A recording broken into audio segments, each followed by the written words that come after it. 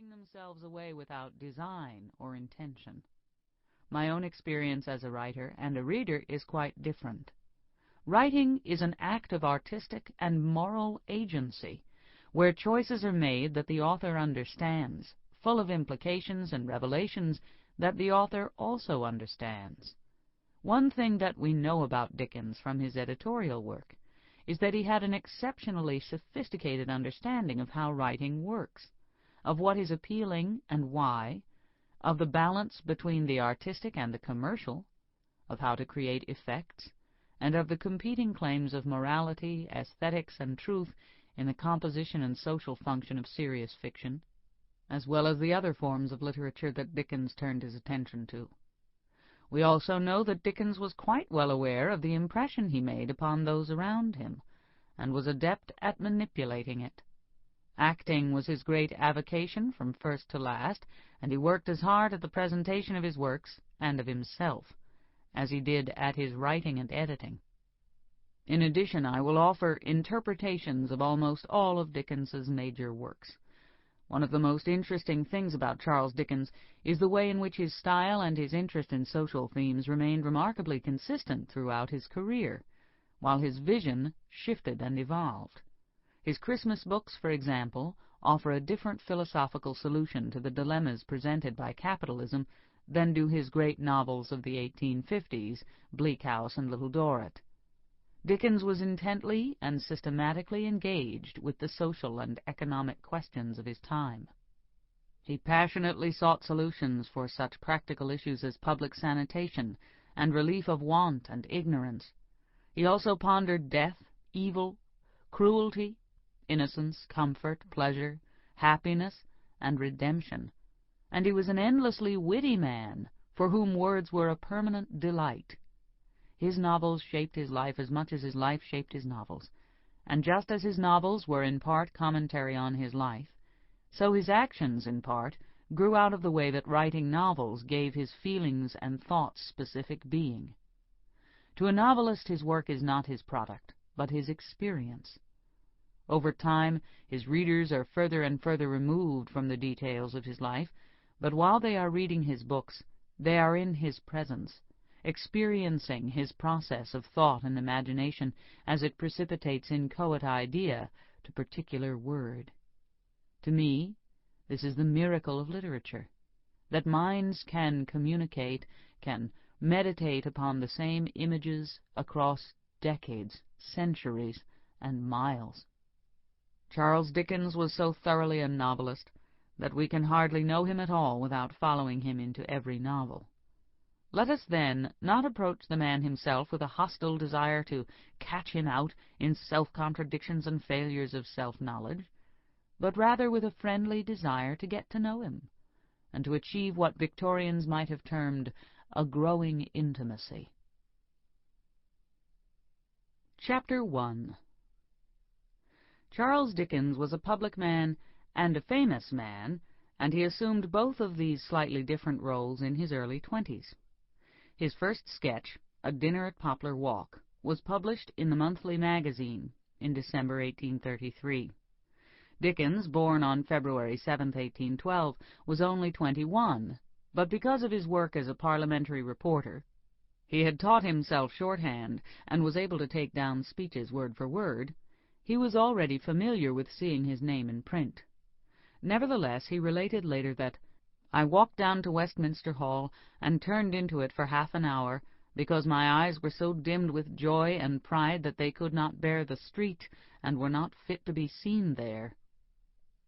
Further sketches published in monthly and weekly magazines over the following months attracted considerable notice. And when sketches by Boz appeared in volume form in February and December 1836, they were well reviewed. What everyone, including Dickens himself, considered especially remarkable was their breadth of scope, and in particular the variety of lower-class characters and scenes depicted, perhaps a first in English literature. One reviewer called them a perfect picture of the morals, manners, and habits of a great portion of English society. At only 24, Dickens found himself in an advantageous authorial position. he was invited to contribute the text for a series of sporting engravings to be published by the firm of Chapman and Hall. They offered Dickens £14 per month. It is impossible to know exactly what this would be equivalent to in modern dollars, but it is useful to multiply any Dickensian sum by 35, which would make his fee about $500. The artist, Robert Seymour, was successful and famous, and it was he who was supposed to take the lead in conceiving and guiding the collaboration. The arrangement lasted 2 months, until Seymour committed suicide. In even this short a time, though, Dickens was able to assert his own resolve that he should direct the project, and by the time another artist, Hablot Browne, was hired, Dickens had gotten himself a raise, increased the proportion of the writing to the illustrations, and turned the whole endeavor into the Pickwick Papers, which was destined to become a publishing phenomenon. The Pickwick Papers was published between March 1836 and November 1837. From that time to the end of his life, Charles Dickens was a figure of whom everyone had something to say, so it is appropriate to take a look at him upon his first real entrance into the condition of celebrity. First and foremost, friends and acquaintances noted his lively presence, his charm, his good looks, and his colorful style of dress. Though rather short and even slight, Dickens was extremely straight in his bearing, and his friend and future biographer John Forster recalled the quickness, keenness, and practical power, the eager, restless, energetic outlook. Light and motion flashed from every part of it. Forster asserted that humor, habitual, unbounded, and resistless, was his most essential characteristic, but everyone he knew expressed astonishment at Dickens's level of activity, whether the object of that activity was work, games, exercise, amateur acting and play production, charitable projects, or anything else. He was good company, and he loved all sociable amusements. He later commented that at this time of his life he was going out to the theatre sometimes every night of the week, not only to see the more respectable offerings at Covent Garden and Drury Lane, but to any and all sorts of shows, spectacles, pageants, and performances. Himself adept at declaiming, singing, and performing, he was invited everywhere, and participated fully in all forms of the social life of the time, parties and at-homes, nights on the town with groups of male friends, dinners, jaunts, impromptu adventures. Already, though, observers were finding something uncanny about his manner. As astute as he was charming, he often gave people the sense that they were being scanned from top to bottom.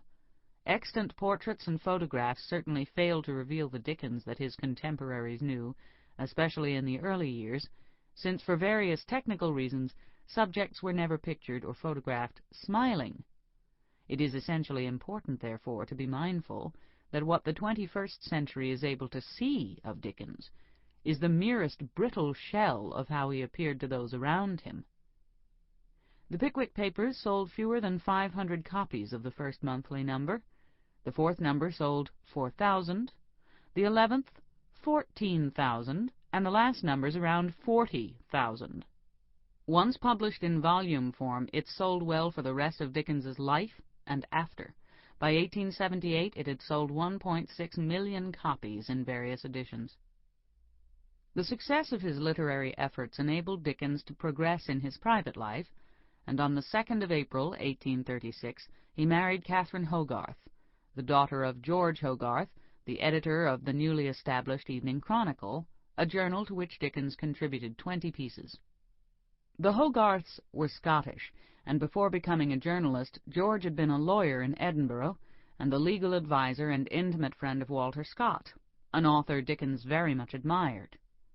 Catherine was the eldest of 9 children, and the Hogarths were a lively, clever family. George himself was an accomplished musician, and served as music critic of another newspaper that Dickens had written for, the Morning Chronicle. The 24-year-old Dickens embraced the Hogarth family, and in turn was embraced by them.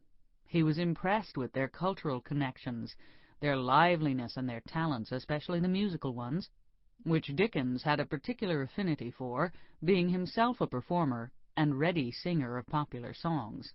And he treated not only George but also Mrs. Hogarth with